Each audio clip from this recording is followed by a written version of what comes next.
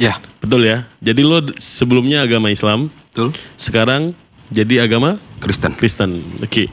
Itu gimana ceritanya kalau lu sebelumnya jadi hamba Allah, menjadi anak Tuhan sekarang? Itu gimana ceritanya? Boleh diceritain nggak?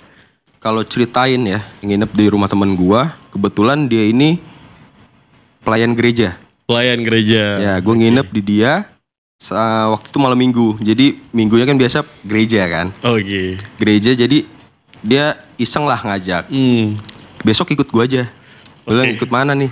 Ibadah. Oke. Gua pribadi, gue dengerin khotbah ada yang ngena gitu. Oke. Apa khotbahnya waktu itu? Wah, gue udah lama juga Iya. sih itu ya. Udah lupa. Kenanya tuh Pokoknya, gimana sih? Rasanya gimana sih?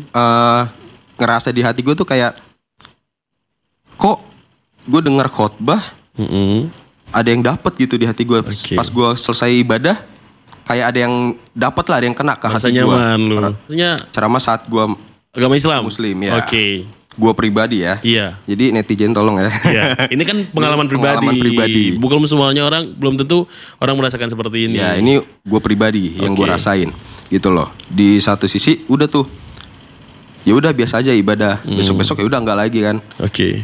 Ya udah di situ teman gue ya kayak ngajak lagi lah biasa. Oke. Gue nggak masalah ya, saat gue lagi nginep di dia, gue ikut. Oke. Sampai di satu sisi gue ngerasain satu masa, satu titik itu gue ngerasa kalau minggu nggak gereja kayak ada yang kurang. Oke. Gue ngerasa di titik itu bro. Ya, siap. Iya, gue ngerasa di titik itu kayak, wah kalau minggu nggak gereja, kok kayak ada yang kurang gue. Ada yang kurang Iya. gitu ya. Oke. Kayak ada yang kurang dalam hidup gue gitu loh. Terus setelah gue ngalamin itu, ya udah gue ngalamin sampai akhirnya gue waktu itu masih Muslim kan. Di saat itu gue masih Muslim tapi gue gereja. Jadi di saat itu apa ya? Dilema. Mungkin dilema, kegelisahan gue. Iya. Iman gue gelisah gitu kan. Kayak Gelisah. gereja iya, sholat iya. Sholat iya. Oh ya ini sebelumnya. Pasti kan maksudnya banyak nanti netizen yang bakal bilang, lu itu mungkin tidak sholat aja, lu tidak berdoa waktu lu Muslim, atau lu nggak taat waktu ibadah, Ya, gimana? jadi, ya banyak. Pasti pertama orang pada bilang kayak gitu. Iya. Tapi kenyataannya pas gue Muslim, gue pun saat gue Muslim, gue tuh Muslim yang taat ibadah gitu loh. Lu menjalankan semuanya. Menjalankan semuanya kayak sholat 5 waktu, puasa, bahkan puasa sunnah pun Senin Kamis Lu lakuin? gue lakuin. Oke. Terus kayak ngaji setelah sholat, Oke. segala macam gue lakuin gitu loh. Sampai ya gue ngerasa gue nggak bisa nih kayak gini gitu loh. Gue ngerasa gue harus tentuin, nggak bisa gue sholat iya, Ke gereja iya. Waduh, bingung gue. Tuhannya bingung nanti, ini Nah. mau surga yang mana nih lu gitu kan? Padahal dalam gue mikir kan, wah gue berdoa 2 Tuhan nih. Iya. Oke. Ya terus. Jadi ya gue ngerasa di titik itu sampai akhirnya ceritanya itu gue saat ibadah kan biasa kalau gereja itu nyanyi ya, puji-pujian, penyembahan gitu loh sebelum masuk ke firman Tuhan, ke khotbah. Oke. Nah saat puji-pujian itu, saat penyembahan, nggak tahu kenapa air mata gue keluar. Oke. Gue netesin air Lu mata. tersentuh. Iya, dan di situ gue berpikir, gue selama ini nggak pernah kayak gini saat ibadah. Oke. Gue doa serius pun, gue doa khusyuk pun saat dulu nggak pernah sampai keluar air mata. Tapi saat gue lagi menyembah Tuhan, gue puji-pujian sama Tuhan, gue ngeluarin air mata yang dimana kalau air mata itu gue tahan malah makin kejer gue, Makan jadi. makin jadi air mata gue. Oke. Jadian situ, dan setelah itu gue dapat mimpi bro. Mimpi. Iya. Oke. Gue dapat mimpi, jadi di mimpinya itu jiwa gue diantara Muslim dan Kristen. Mimpi lu di seperti Mimpi itu. gue situ, pokoknya Oke. kayak mimpinya ya abstrak gitu, tapi Oke. intinya itu kayak jiwa gue kayak lagi ditarik antara Muslim dan Kristen. Oke. Dan setelah gue dapat mimpi itu, gue dikasih sakit. Gue dikasih sakit selama 2 minggu, dan sakitnya juga yang ya bukan sakit yang biasa lah, kayak demamnya juga nggak demam biasa. Kayak misalnya kalau tipes kan paginya sehat, malamnya sakit. Oke. Nah gue kebalikannya. Lu kebalikannya. Paginya sampai sore sakit, malamnya malah sehat. Itu selama Oke. 2 minggu. Selama 2 minggu. Selama 2 minggu. Setelah mimpi itu. Setelah dapat mimpi itu. Oke. Dan gue habis mimpi itu sakit selama 2 minggu. Pas sakit yang itu udah sembuh nih, tiba-tiba leher gue nggak bisa nengok bro. Oke. Leher gue nggak bisa nengok. Kebanyakan tidur kali lu. Kayaknya sih ya. Dulu Terus, zaman terus. kuliah itu. Jangan kuliah. Oke, terus. leher gue nggak bisa nengok, buat nengok aja susah. Pas gue pegang di sini gue, di leher kiri itu ada benjolan. Oke. Itu selama 3 hari gue nggak bisa nengok. Akhirnya gue periksa ke dokter. Gue periksa ke dokter dan divonis sama dokter itu kelenjar getah bening dan harus operasi. What? Nah, Oke. dan saat itu juga gue gue akhirnya sharing sama adalah seorang ibarat kata kokoh rohani gue lah. Kokoh rohani lu, Kokoh rohani pendeta gua gitu. Di gereja ya, pendeta. Dia cuma bilang kamu lagi dicoba, dan dia cuma bilang kamu berdoa aja dan jangan ragu untuk gunain kata-kata hanya dalam nama Tuhan Yesus. Oke, itu kenapa alasan lu waktu sakit lu konsultasi kenapa milih pendeta? Sedangkan waktu itu kan lu dalam keadaan muslim kan? Iya. Kenapa tidak milih ustadz? Karena di situ hati gue juga lagi diambang keraguan-raguan Oke. antara muslim dan Kristen. Dan di mana gue di situ lagi sering ibadah emang. Emang sering ke gereja. Emang sering ke gereja, tapi gue belum pernah berdoa menurut secara Kristen saat itu. Lu cuma nyaman aja waktu itu ya? Iya, ikut ibadah, cuma ya sekedar ibadah hari Minggu gitu. Jadi dia cuma ngomong kayak gitu, kamu berdoa aja dan jangan ragu untuk gunain kata-kata hanya dalam nama Tuhan Yesus. Dan saat itu setelah gue telepon, gue sharing, udah malamnya gue berdoa, dan di doa itu pun gue nggak minta sembuh, gue nggak minta apa-apa, justru di situ gue nantang Tuhan, bro. Nantangnya dalam hal apa nih? Keren banget lu nantang Tuhan. Nah, itu dia. Jadi gini loh, di situ pertama kalinya gue berdoa menurut Kristen. Dan di situ gue berdoa, gue nggak minta kesembuhan, gue nggak minta apapun, gue cuma bilang, Tuhan, kalau Engkau benar hidup dan Engkau benar ada, buat keraguan-raguanku hilang. Tunjukin sesuatu. Di situ gue nggak ada minta kesembuhan, minta penyakit gue diangkat apapun, nggak ada. Minta cuma sebuah bukti kecil aja lah ya. Cuma bilang, gue cuma pengen bukti loh, bukti nyata kalau emang bener Tuhan ada dan Tuhan hidup. Tunjukin sesuatu gitu. Tunjukin sesuatu biar keraguan-raguan gue hilang. Nah, dan saat itu gue tutup hanya dalam nama Tuhan Yesus. Gue sudah berdoa dan mengucap syukur. Haleluya, amin. Dan setelah doa itu, biasanya kan kalau orang sakit kan tidur nggak nyaman ya, kebangun. Di saat itu gue tidur bener-bener nyaman, bener-bener ya tidur kayak biasa, tenang. Pas gue bangun, bro, pas gue bangun, badan gue bener-bener kayak di refresh. Badan gue bener-bener kayak di refresh. Tiba-tiba leher gue bisa nengok, gue pegang, benjolan gue nggak ada. Hilang. Jadi benjolan itu pemicu lu yakin dengan agama lu sekarang? Di saat itu gue langsung speechless dong. Gue bilang, wah ini bukti Tuhan nih gitu. Baru malam gue. Cepat sekali doa Anda gitu ya. Itu dia gue bilang. Emang sebelumnya gue udah ngalamin sering ibadah, tapi gue sholat juga itu udah cukup lama juga lah. Sekitar itu berapa lama? Lah. Oh lu lama juga ya? Lama juga gue untuk. Lu berarti dalam ambang kebimbangan itu lu lama juga lama juga bro. Ibarat kata ya dari lahir bro. Dari lahir muslim. Dari lahir muslim. Sampai ke umur pindah agama? Gua pindah agama itu di tahun 2017 pertengahan di Juni.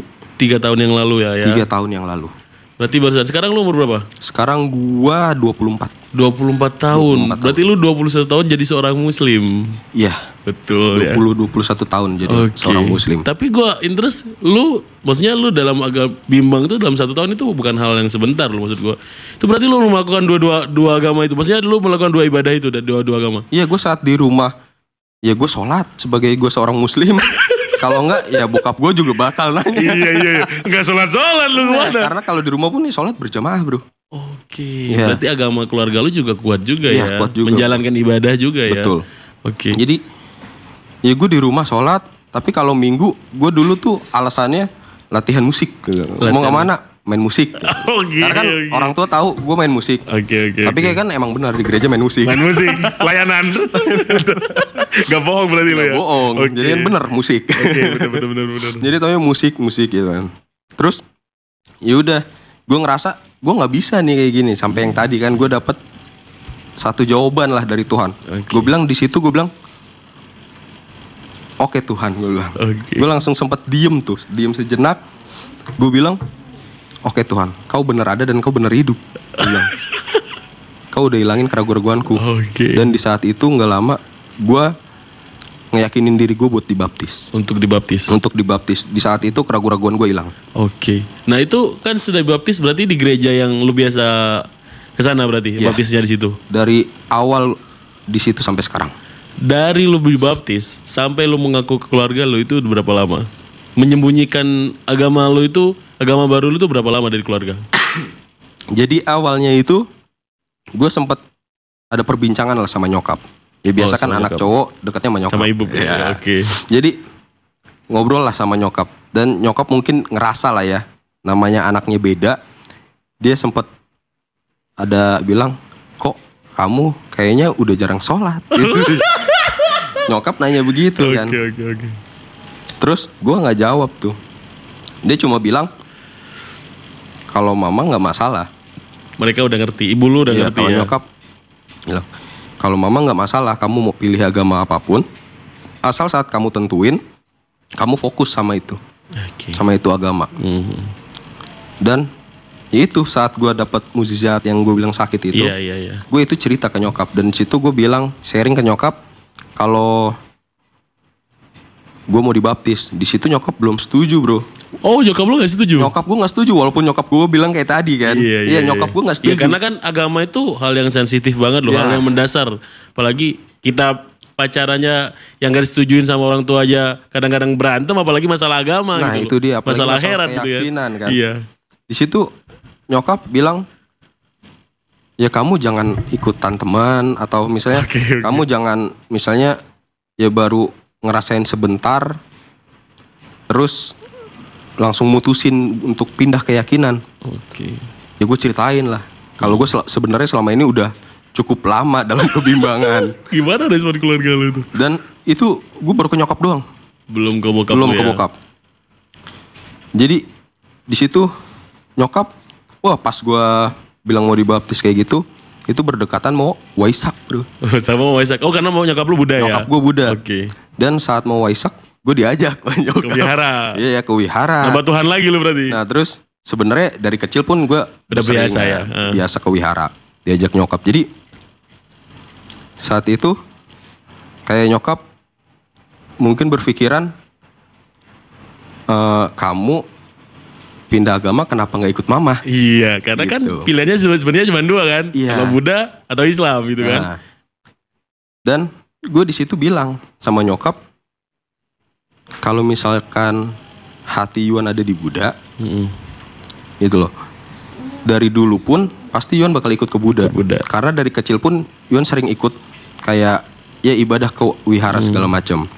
Dan sampai akhirnya ya waktu itu nyokap masih bersikeras. Gue bilang, padahal waktu itu mama yang bilang bebas, Iya, bebas pilih apa aja ya, Asal yang penting lu fokus ya. Tak diterima juga. Iya, dia bilang ya kalau misalnya pindah kenapa nggak ikut mama gitu kan. Iya. Terus Mungkin pikiran mak lu tuh Gi, lu pindah agama tuh mau pindah ke agama malu ya, gitu mungkin. begitu kan. Sampai dia pun bikin janji bro sama biksu atau bante gitu untuk gua curhat lah cerita. Oke. Biar mungkin gua terbuka atau Oke, konsultasi. iya. Gua kabur. Gua kabur dia bilang, ya hati gua gak di situ. Di situ, iya, betul. Iya, hati gua gak di sini mah, gua bilang. Terus ya udah kan sampai akhirnya nyokap bisa terima dan gue fokus. Di situ nyokap bilang, kamu kapan mau ngomong sama papa? Oh, berarti nyokap lu gak ngomong sama sekali ke Nggak bapak lu? tahu. Oke. Jadi awalnya itu gue sebenarnya sama bokap gue itu ada masalah lah. Gue sama bokap nggak deket, ada masalah. Jadi di situ emang hubungan gue sama bokap rentan. Dan di situ nyokap bilang, kamu kapan? Kalau misalnya kamu mau bilang, biar mau bantu gitu loh. Oke.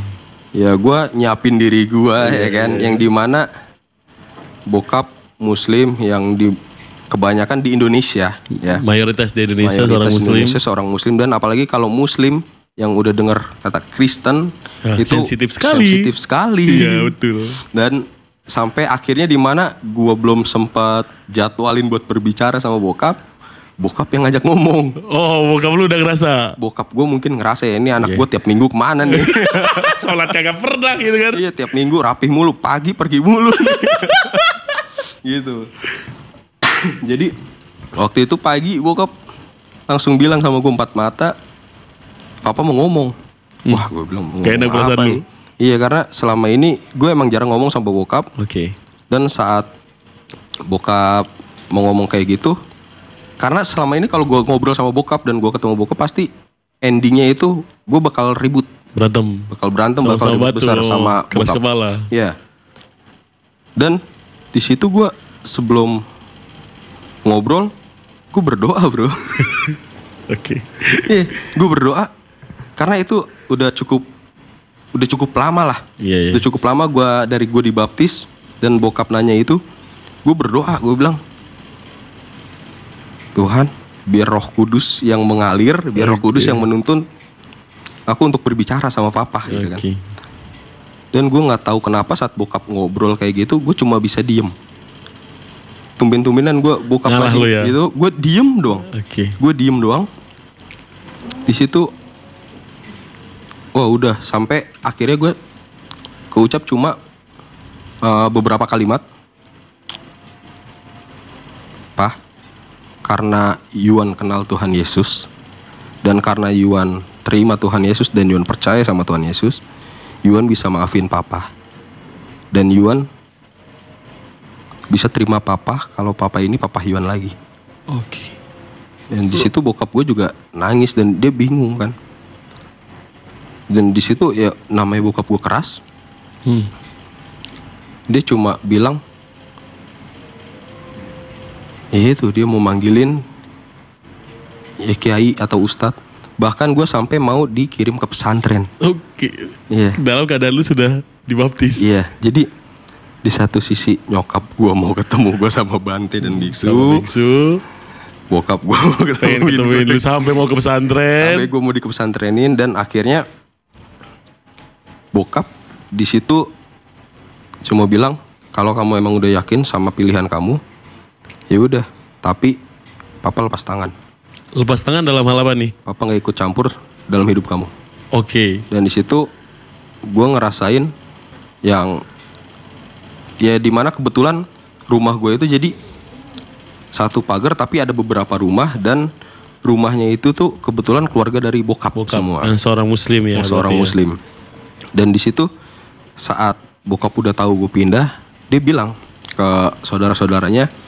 Dan di situ gue ngalamin yang didiemin, yang nggak dianggap. Jadi kalau misalnya dikucilkan lu berarti? Iya, gue dikucilkan. Gue ngerasa gue ngalamin itu dan sampai benar-benar kayak walaupun lagi kumpul keluarga, gue lagi ada di situ, gue nggak diajak ngobrol, gue nggak dilirik. Lu dianggap gak ada berarti? Gue benar-benar kayak udah nggak ada gue. Oke. Gitu sampai akhirnya di titik gue diusir dari rumah. Lu sampai diusir dari rumah? Diusir dari rumah karena benar-benar bokap gue lepas tangan dan nggak mau ikut campur. Yang ngusir lu tuh siapa? Bokap. Bokap lu yang ngusir? Iya. Oke. Dia bilang, ya udah kamu kalau udah yakin, serah. Kamu sekarang tinggal mau ikut siapa? Ikut temenmu yang sama atau saudara-saudaramu? Iya. Gua sih maksudnya gua ngelihat dari sisi, karena gua seorang muslim ya. Iya. Gua ngelihat seorang muslim, gua ngelihat sisi dari bokap lu. Mungkin kekecewaannya bener-bener kecewa itu. Iya. Karena lu tahu sensitif yang lu bilang tadi, kalau orang muslim dengar orang kata-kata murtad, kan itu murtad itu sebenarnya istilah ya. Orang yang pindah agama dari Islam ke agama lain. Pasti itu sensitif sekali dan itu pasti sakit sekali. Sensitif banget. Terus gimana setelah lu diusir dari rumah? Jadi ya di situ apa ya, dia berpikiran gue bisa pindah gini tuh mungkin karena pergaulan temen gua, lu, karena temen gue, atau ya karena yang lain-lain lah, ada yang ngajak-ngajak gue. Padahal dalam hal lain ya dari gue pribadi gitu, gue yang gue alamin pribadi. Sampai akhirnya gue diusir kayak gitu. Ya dia bilang kan karena yang dimana di keluarga bokap gue tuh gue anak pertama dan gue cucu pertama. Oke. Di situ, putra mahkota lu berarti ya. Gue anak pertama, laki-laki Ya. dan cucu pertama. Kan karena dalam muslim kalau misalnya udah beda keyakinan, kita berdoa nggak sampai. Nggak sampai. Ya. Oke. Dalam muslim seperti itu. Iya. Gitu loh. Jadi bokap gue kecewa sama gue di situ dan terucaplah kata-kata, ya udah kamu tinggal sama siapa sana. Oke. Dan saat itu gue bingung mau tinggal di mana. Gue sempet sampai tinggal di gereja, bro. Lu sampai tinggal, maksudnya lu tidur di gereja? Tidur di gereja. Oke. Tidur di gereja itu hampir setahun, ada setahun. Wow. Lama sekali ya. Iya. Gue itu keluarga lu gak nerima lu sama sekali dalam setahun itu? Nggak, cuma gue kontekan sama nyokap gue doang. Tapi lu gak pulang sama sekali dalam setahun itu? Gue kalau pulang pun paling kayak cuma malam-malam ke rumah. Ya udah, store baju kotor, ambil baju baru, lu tinggal dan gereja lagi. nyokap, gue ke gereja lagi. Itu gak ada bokap lu waktu itu?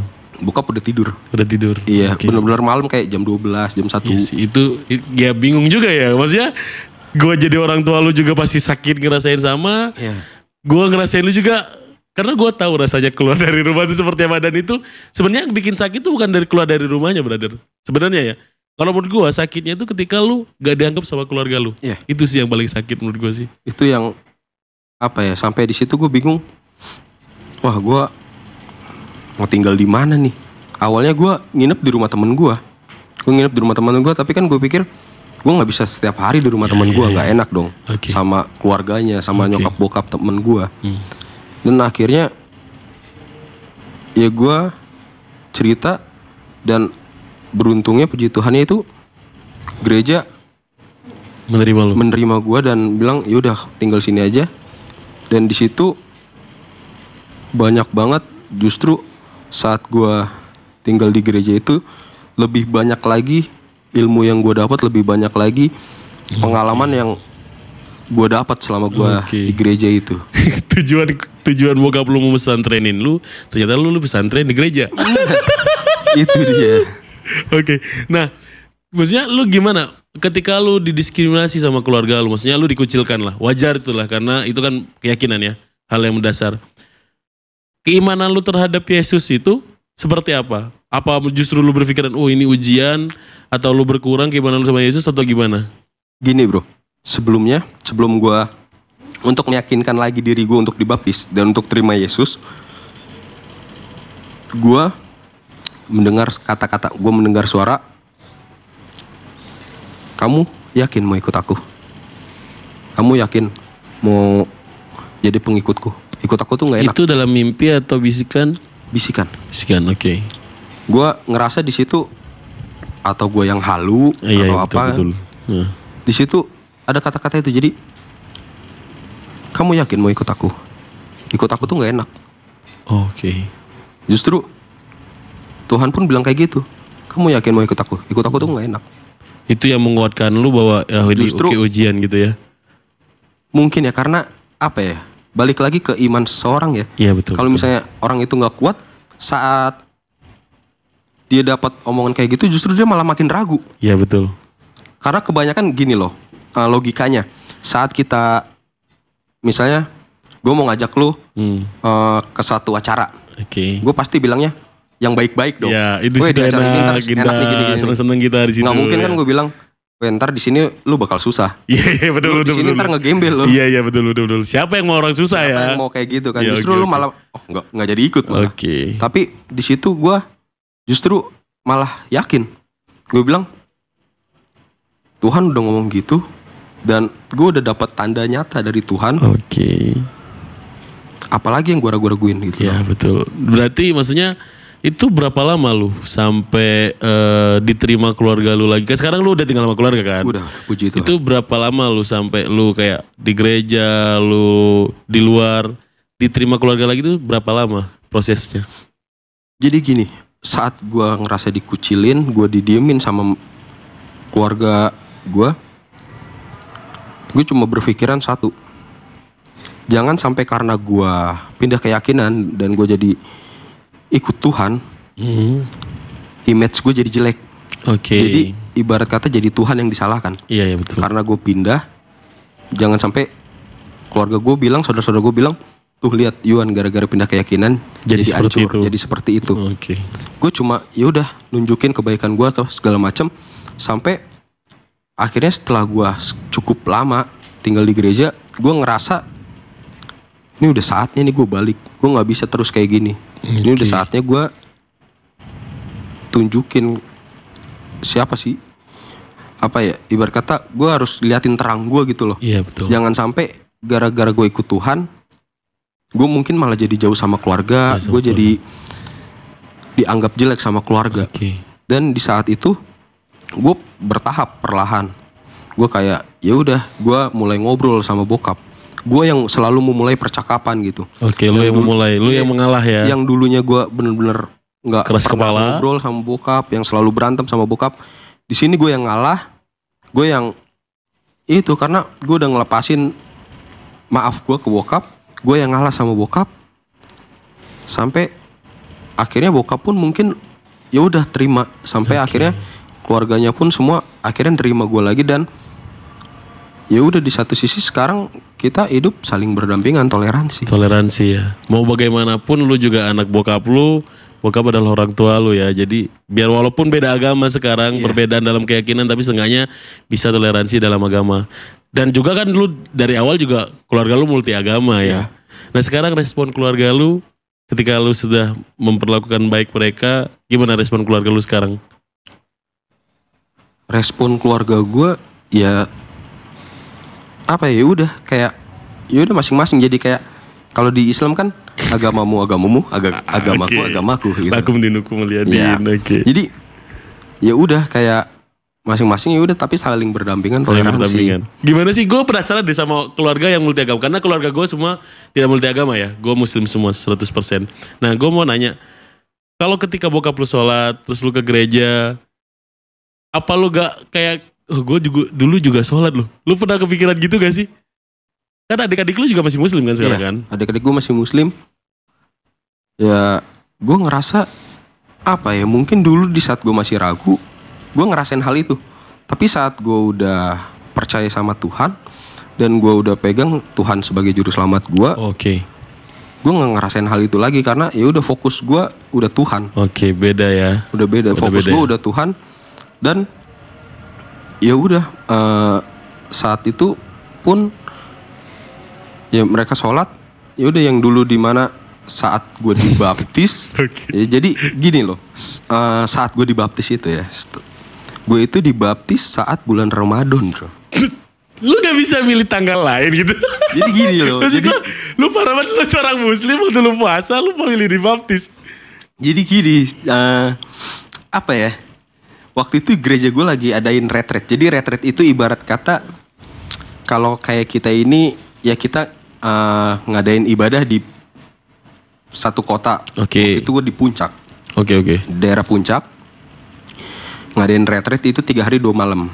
Dan di gereja gue itu saat retret itu, di retret hari terakhir itu ada pembaptisan.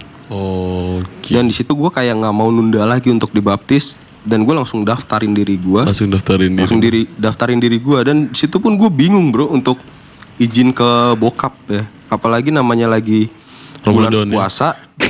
Mau bulan puasa mau pergi-pergian, gue bingung izinnya kemana gue. Sampai lagi bulan puasa ya kan. Karena di situ ya udah, jadi gue dibaptis itu seminggu sebelum Lebaran. Terus? Dan di situ nyokap bokap gue belum ada yang tahu gue udah dibaptis. Belum ada yang tahu. Berarti lu sempet Idul Fitri sholat Id juga berarti? Iya, jadi gini, gue sampai nanya, bro, ke koko rohani gue lah, ke pendeta ya. Kok nanti gimana nih? Kan udah dibaptis. Terus minggu depan Lebaran sholat Id. Gak mungkin bisa bohong dong. Aku gimana? Terus dia bilang, ya udah, kamu lakuin aja sama seperti ya kamu saat sholat Id biasa, tapi fokus kamu ke Tuhan. Itu karena ya dalam Kristen ya kita menyembah Tuhan, kita beribadah sama Tuhan, cara bagaimanapun bisa, bro. Bisa sampai. Kalau di Kristen? Iya. Berarti tidak ada tata caranya? Nggak ada waktu, nggak ada arah, pokoknya kita yang penting fokus kita sama Tuhan. Walaupun itu gimana tata caranya beribadah seperti apa ya? Nah itu, di saat itu ya gue ngelakuin itu dong. Lu sholat takbir? Gue ngelakuin gerakannya, tapi fokus gue ke Tuhan. Gue udah nggak ikut doa-doanya lagi. Iya, berarti lu udah gak ada feel-nya sama sekali tuh ya? Iya, tapi fokus gue ke Tuhan, tapi gue cuma ikutin gerakannya. Dan ya kita tahu abis Lebaran Idul Fitri ada Idul Adha kan dekat. Iya betul, 2 bulan doang. Nah di situ gue mikir lagi kan. Sholat lagi ada yang tahu kan. Sampai akhirnya Ya udah, gue cari cara. Gue nginep akhirnya di rumah teman gue malamnya. Idul Adha pas Idul Adha. Iya, saat malam takbirnya. Takbiran malam Idul Adha. Gue nginep di rumah teman gue. Gue balik ke rumah tuh siang. Alasan gue kesiangan. Padahal sengaja. Tidak sholat berarti ya. Biar menghindari. Karena gue bingung kan. Iya. Dilema juga sih ya. Aneh juga sih ya. Kayak gue maunya suruh sholat dengan tata cara gereja ya. Aneh juga sih. Iya itu dia. Jadi ya apalagi yang gue baru pindah ya gue bingung harus kayak gimana. Iya, betul. Apa ya? Melakukan sesuatunya itu gimana diri caranya? Gue tuh kayak gimana gitu, memposisikan diri gue di saat itu. Iya. Nah yang ngajak lu untuk ke Kristen tuh berarti temen lu itu ya? Kalau untuk ke Kristen tuh dari diri sendiri bro. Iya dari diri sendiri, maksudnya yang mengenalkan, yang ngajak lu ke gereja itu berarti temen lu ya? Iya. Treatmentnya itu seperti apa sih? Dia cuma iseng ngajak aja. Bro, ya daripada lu besok sendirian di rumah, besok ikut gue aja ke gereja. Ya karena lu juga terbiasa juga dari dulu kan? Terbiasa dari kecil. Ya ke wihara ke gereja tapi di satu sisi ya dari dulu pun gue muslimnya ya kuat juga. Iya, lu melakukan ibadah juga ya. Iya. Gue mau nanya deh sekarang, seyakin apa sih lu dengan agama lu sekarang gitu? Seyakin apa? Seyakin saat gue mutusin untuk diri gue dibaptis gitu loh. Jadi saat gue mutusin diri gue untuk dibaptis, gue benar-benar udah nggak ada ragu-ragu lagi. Gue udah nggak ada yang kelabilan lagi, nggak ada kebingungan lagi. Di saat itu gue benar-benar yakin kalau Tuhan juru selamat gue, dan saat itu pun gue gue baca Alkitab.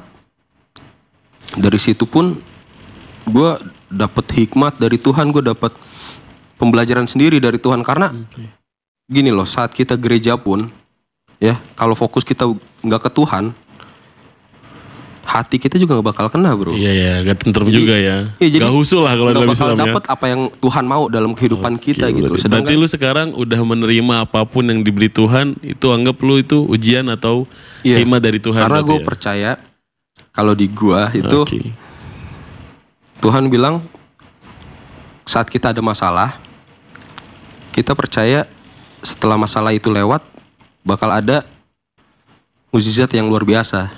Gitu, kalau dalam Islam mungkin setelah kesusahan pasti ada kemudahan. Dan Tuhan nggak akan mencobai umatnya, mencobai hambanya di batas kemampuannya umatnya. Ini terakhir nih, kan pasti kalau di Indonesia nih karena mayoritas Muslim, orang pasti kalau sensitif sekali nih kalau ada yang pindah dari Islam, dari Kristen ke Islam, mungkin wah selamat datang ya dan lain-lain ya, selamat datang di keluarga kerajaan Tuhan dan lain-lain gitu ya. Maksudnya kalau ada yang pindah dari Islam ke Kristen itu kan pasti menimbulkan konflik. Apa pesan untuk masyarakat Indonesia nih agar mereka paham bahwa keyakinan itu adalah hak pribadi, adalah hak asasi manusia. Jangan dikucilkan, karena lu udah merasakan dikucilkan kan. Apa pesan lu untuk masyarakat Indonesia nih? Ya kalau gue bilang untuk masyarakat Indonesia ya lebih open minded, lebih terbuka, dan ya udah kita di sini itu Indonesia itu Bhinneka Tunggal Ika, berkeragaman suku dan bangsa dan ras, apalagi keyakinan gitu loh. Ibarat kata suku, bangsa dan ras aja itu ada ratusan. Kita bisa terima itu. Keyakinan yang ada beberapa kita nggak bisa terima, gitu loh. Kita nggak bisa terima, dan kebanyakan mereka ini justru yang komentar itu ya mungkin ya menurut gua yang merasa baper, atau mungkin dia merasa ada masalah pribadi dengan keyakinan tersebut, atau sensitif, atau bahkan ya dia menutup diri untuk mengetahuinya. Tidak mempelajarinya. Karena gua yang dari kecil ada di keluarga yang berbeda-beda agama, dan gue mempelajarinya, ya di situ gue jadi open minded, dan gue ngerasa semua keyakinan ngajarin yang benar kok, gitu. Dan kalau untuk ya kebanyakan mayoritas yang menyerang minoritas, ya udah dari mereka pun kan ada ayatnya kan, lakum dinukum waliyadin. Jadi agamamu, agamaku. Tapi saat udah ngucapin itu ya tetap aja ibarat kata ya kita punya kamar masing-masing. Ya. Ya udah kita nggak usah masuk kamar orang lain. Ya betul. Itu kalau misalnya masuk kamar orang lain bakal terjadi kejadian. Berarti ya kalau orang masa yang agamanya paling benar yang biasanya menghakimi, yang merasa ya, bukan merasa. yang agama dia paling benar terus menghakimi orang, karena Iya. di Islam pun diajarkan lakum dinukum waliyadin, agamaku agamaku, agamamu agamamu. Iya. Jadi yang komentar-komentar sembarangan itu tidak tahu cerita aslinya seperti Tidak tahu apa cerita aslinya. dan tidak mengetahui bahwa agama itu adalah hak asasi manusia. Betul. Terakhir Riwan, Oke. kalau tadi sudah untuk masyarakat Indonesia tentang perbedaan agama, sekarang pesan lu untuk keluarga lu dan teman-teman yang merasa didiskriminasi oleh keluarganya. Kalau untuk keluarga, ya tiap keluarga masing-masing beda. Tapi kalau untuk keluarga gue pribadi, gue ngerasain yang dimana kita ini berbeda-beda tapi kita masih bisa jadi keluarga dan toleransi gitu loh. Ini salah satu contoh ya, mungkin banyak netizen bilang, oh itu nggak bisa tuh kayak gitu. Pasti banyak tuh. Kadang komen di gue pun banyak yang kayak gitu. Wah, tuh nggak boleh tuh kayak gitu tuh. Bapaknya ini, ibunya ini, anaknya ini. Banyak banget netizen pada komen kayak gitu. Tapi gue ngerasa ya ini loh sebenarnya Indonesia, Bhinneka Tunggal Ika, toleransi. Kalau kita yakin sama apa yang kita yakinin, ya udah kita yakin aja, kita fokus, nggak usah kita urusin urusan orang lain.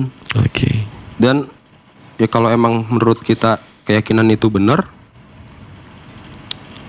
ya udah kita tinggal fokus aja apa yang kita yakinin dan nggak usah ikut campur sama urusan orang lain. Dan untuk mereka-mereka yang dikucilkan keluarga ya, untuk mereka-mereka yang dikucilkan keluarga ya jangan apa ya, jangan jadi dendam, jangan jadi benci.